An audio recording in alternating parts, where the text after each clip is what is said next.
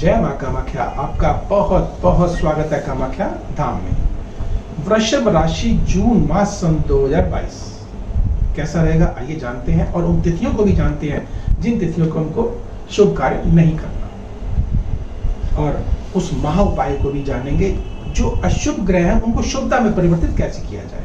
निश्चित है आपके अगर दृढ़ संकल्प है तो आप अशुभता को शुभता में परिवर्तित कर सकते हैं, अवश्य कर सकते हैं। और मां कामाख्या के ऐसे चमत्कारिक उपाय निश्चित आपके लिए हैं, आप करिए और लाभान्वित हो। आइए अब पहले उन मुख्य त्योहारों को जान लेते हैं जो इस माह है और बहुत महत्वपूर्ण है। ये उसका कारण है, बाकी तिथियों को बोलने से पूर्व से पहले आपको मैं बता देना चाहता हूं कि 22 तारीख को अंबुवाची पर्व है, मां कामाख्या का पर्व है। मां रजस्वला होती है और उनका वहां से वस्त्र जो है वह अद्भुत चमत्कारिक वस्त्र होता है जिसको अंबुवाची बोलते हैं। अगर आप उस दिन विशेष पूजा अर्चना करते हैं, मां कामाख्या धाम में आगे करते हैं, तो आपकी सभी प्रकार की मनोकामनाएं, चाहे वो अदृश्य है, चाहे वो ज्ञात है, चाहे वो अज्ञात है, चाहे रहस्य से कितनी भी भरी हो, आपकी मनोकामनाएं अवश्य होती। कितनी अद्भुत और चमत्कारिक यह तिथि है 22 जून। आइए अब प्रारंभ करते हैं बाकी तिथियों की। 5 तारीख को मां विंध्यवासिनी मां की पूजा अर्थात जयंती है, और 8 तारीख को धूमावती माता की जयंती, अर्थात इस माह 3 देवियों के आप विशेष पूजा अर्चना कर लाभान्वित हो सकते हैं जून माह के। और इसके अतिरिक्त और कि 30 तारीख को गुप्त नवरात्र भी प्रारंभ होने जा रहे हैं, और 10 तारीख को निर्जला एकादशी भी है। तो आइए इनका आप लाभ उठाएं। और देखिए, जो समय पर लाभ उठा लेते हैं, जब लोहा गर्म होता है तभी अगर चोट मारते हैं तो वो अपनी शेप लेता है, अर्थात आपका भाग्य खुल जाएगा। और जो इंतजार करते रहते हैं कि हो जाएगा हो जाएगा, तो हो जाए फिर, क्योंकि जो ये पल भी है जो मैं बोल भी रहा हूं, ये भी एकदम से पास्ट में चला जाता है, वर्तमान खत्म हो जाता है। जो कुछ है वर्तमान है, अभी कर लो जो करना है, तभी भविष्य बनेगा, अर्थात सब कुछ भूत में ही चला जाएगा। मैंने भी जितना भी कहा सब भूत में चला गया,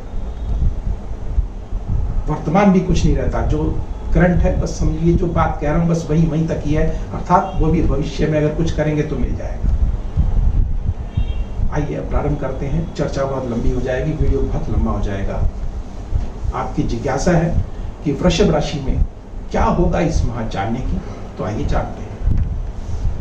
वृषभ राशि में सबसे पहली बात तो आपको बता दूं, 15 जून को सूर्य देव वह मिथुन राशि में प्रवेश करेंगे, अर्थात तृतीय भाव पर आ जाएंगे, अर्थात द्वितीय भाव पर आएंगे। और द्वितीय भाव जो कि धन का भाव है, परिवार का भाव है, कुटुंब का भाव है, और चतुर्थेश होकर आएंगे। चतुर्थांश हमारा मन का जो भाव है वह द्वितीय भाव पर आ रहा है, अर्थात हम मन से धन को प्राप्त करेंगे, अवश्य करेंगे, बड़ी शक्ति के साथ करेंगे। मान सम्मान, प्रतिष्ठा, यश, सफलता, आपको चारों तरफ से बहुमुखी विकास आपका अवश्य होगा।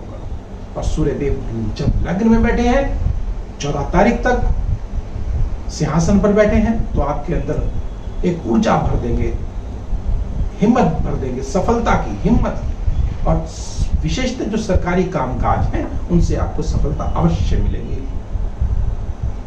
शनि देव भी आपके, क्योंकि दशम भाव पर विराजित है, कर्म के भाव पर बैठे हैं, और आपको निश्चित कोई अगर प्रमोशन ड्यू है तो आपको अवश्य हो जाएगा, आपको उन्नतिदायक या मां आएगी, अवश्य है। और जब मैं बात कर रहा हूं कि द्वितीय भाव पर यह विराजित हो जाएंगे, तो द्वितीय भाव जो कि धन का भाव है, परिवार का भाव है, कुटुंब का भाव है, अर्थात परिवार में भी आपका मान सम्मान बढ़ेगा, धन बढ़ेगा। और यह 14 तारीख तक सूर्य अधिपति योग भी लग्न में बना रहे हैं, तो धन का तो निश्चित भाग्य में उन्नति हो रही है। और हाँ, अगर कोई जातक विदेश जाना चाहते हैं तो उनके लिए भी बहुत उत्तम माह है। अब हम बात करते हैं इसी सूर्यदेव की। सूर्यदेव ध्यान रखिएगा 22 तारीख को यह आद्रा नक्षत्र में प्रवेश कर जाएंगे और यहीं पर होंगे द्वितीय भाव पर। जैसे कि मैंने अभी कहा है कि सब कुछ शुभ शुभ होगा सूर्यदेव के लिए, लेकिन 22 तारीख को जब ये आद्रा नक्षत्र में प्रवेश करेंगे तो ग्रहण लग जाएगा, अर्थात मान सम्मान प्रतिष्ठा में हानि हो सकती है और अचानक यह बदलाव आपको मिलेगा और फिर कहेंगे गुरुदेव आपने तो सब शुभ बताया था, ये क्या हो गया हमारे साथ। जबकि देखिए एक ही भाव पर बैठे हुए हैं सूर्यदेव, लेकिन अपनी कला बदल गए, उनका फल बदल गया। कारण क्योंकि उनका नक्षत्र बदल गया। यह बहुत बारीकी का ज्ञान होता है। अगर अपनी जन्म पत्रिकाओं पर भी अगर विशेष ध्यान देंगे तो निश्चित सही सटीक जानकारी हमको मिलेगी और विशेषतः उस तारीखों के साथ मिलती है। खैर विषय बहुत लंबा होगा, आगे चलते हैं। वृषभ लग्न है और शुक्र देव इसके स्वामी है और छठे भाव के स्वामी होकर, द्वितीय भाव के स्वामी होकर कहां बैठे ये? द्वादश भाव में। और द्वादश भाव में बैठे हैं तो 18 तारीख को यहां से शुक्र देव वृषभ राशि में प्रवेश करेंगे, अर्थात 17 तारीख तक यही राहु और शुक्र के साथ शुक्र देव द्वादश भाव में बैठेंगे। द्वादश भाव किसका है? वय का है, अनाप शराब वय शुक्र का है। तो सुंदरता पर अर्थात सौंदर्य संबंधी जो वस्तु हैं उन पर अपव्यय हो जाएगा।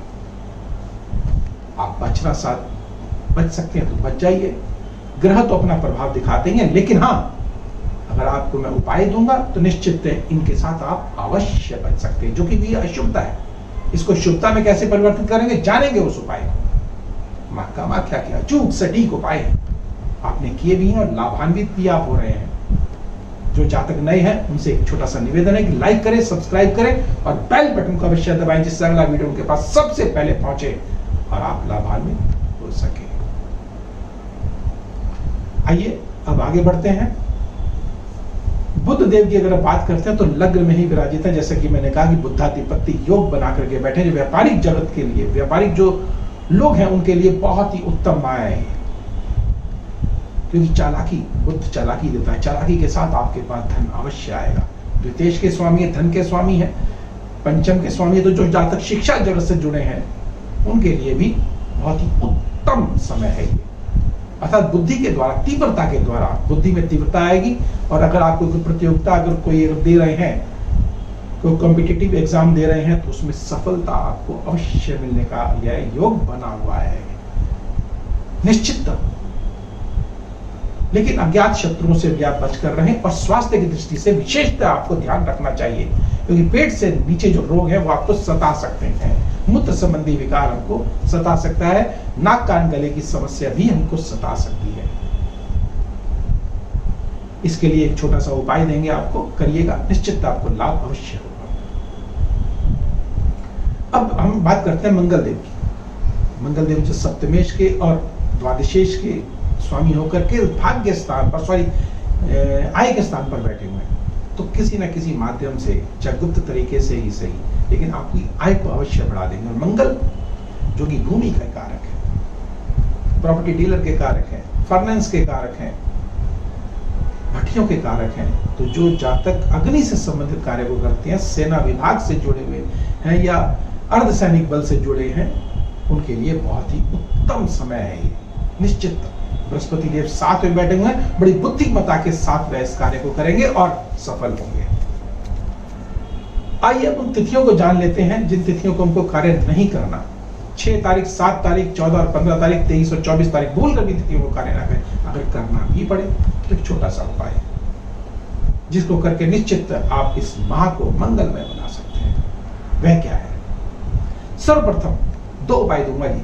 सर्वप्रथम तो आप अपने माता पिता के चरण स्पर्श करके दिन की शुरुआत करें, आपको लाभ अवश्य होगा। और अगर घर में अगर बुजुर्ग हैं, दादा हैं, दादी हैं, नाना है, नानी है, अगर उनके छू लिए साथ में तो फिर कहने ही क्या है, आपके भाग्य की उन्नति को रोक नहीं सकता।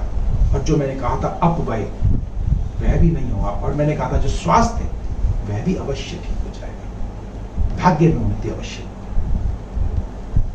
अगर आपको ये वीडियो पसंद आया हो, लाइक करें, सब्सक्राइब करें और बेल बटन को अवश्य दबाएं। हाँ, दूसरा उपाय मैं कहना भूल गया, छोटा सा उपाय है। एक कामिया सिंदूर का तिलक आप अवश्य लगाएं। मां कामाख्या की कृपा से आप अगर इस कार्य को करेंगे तो आपका यह महामंगलमय अवश्य होगा। तो अब मुझे दीजिए आज्ञा। जय मां कामाख्या।